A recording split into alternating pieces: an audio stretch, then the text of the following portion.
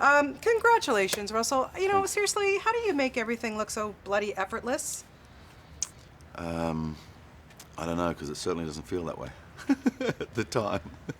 You are outstanding in this, and I Cool, honestly, I've been telling everybody that for me, the humanity side of this movie has really gotten me. The stuff with the parents. I can't imagine that you didn't bring being a dad yourself into this role. Well, that was one of its main attractions, you know. When I first read the script, it was one of those things where that's how it was connecting me, you know, the question that Jor-El faces, the situation that he's in, you know. And you can take the political situation in Krypton and the civil war and the rescinding of the individual's right to choose and all of that sort of stuff. But really the biggest personal battle is that you have to take your naturally born infant son, send him away, you know. But if you don't do it, and if you don't do it in this moment, then he dies along with the entire history of your planet as it exists. So yeah, it was an interesting thing. There's a lot of metaphorical references in the script to where we are, you know, with our treatment of the environment, stuff like that. I found it quite a profound read, so I got involved. And I can't imagine that this didn't make you be the coolest dad on earth. I mean, seriously, Just your two recently boys. we did a screening in Sydney and my boys were there and I was like, yeah.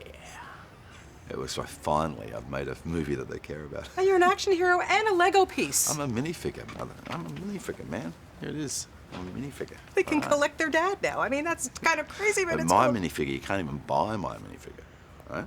Oh. You have to purchase X amount from the Lego store, and then it comes, so it's like a super special collectible. Oh, you very know? special. Yeah, mate.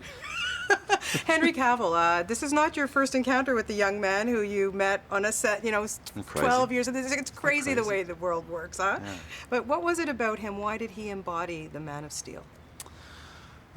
Should I tell people that story? Because you know it, but your viewers might not. So I did a movie called Proof of Life. It was 2000. We were shooting at a school, a very fancy public school, or private school, but you know they call them public schools in England, north of London, called Stowe. And the scene that I was doing there, and the boy playing my son was a kid called Merlin Hanbury Tennyson. It was a rugby game, and I was there to tell my son that yet again I wouldn't be around for some event that was coming up in his life because I had work to do. So yet again I had to disappoint him. So in the course of shooting the scene, the boys are playing a rugby union match in front of us, and there was one particular kid on that field who was a dominant player. You know, he just he got his team moving really well, and so just because I'm a fan of that sport, a big fan of that sport, you know, I had my eye on him and I was watching him and I was pretty impressed with him, you know. And then when we'd finished shooting that scene, that kid, that dominant player, that took the moment when I was standing there by myself to come over and talk to me about acting. So we had this brief conversation, and then we got swamped by other kids looking for autographs and photos and what have you, but so he sort of took off.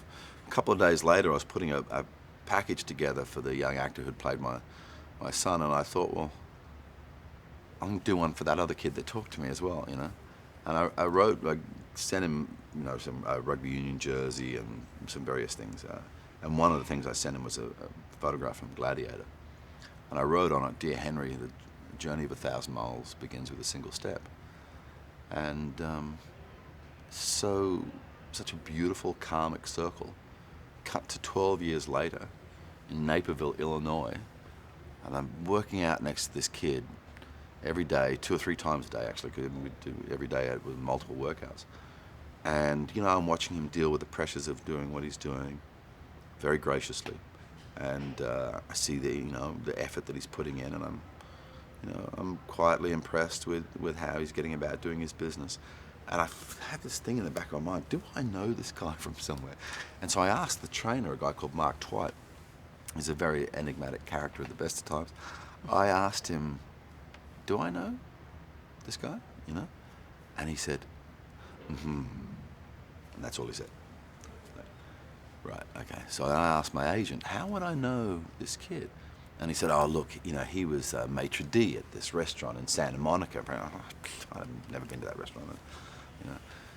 One day we're just standing there, and it was a particularly difficult day. He'd been doing something on his side of the gym, and I'd been doing something on my side of the gym. We both had our asses kicked by our trainers, you know. And we were just having a little chat afterwards, you know, in pools of sweat, you know. And I said to him, "Do I know you?"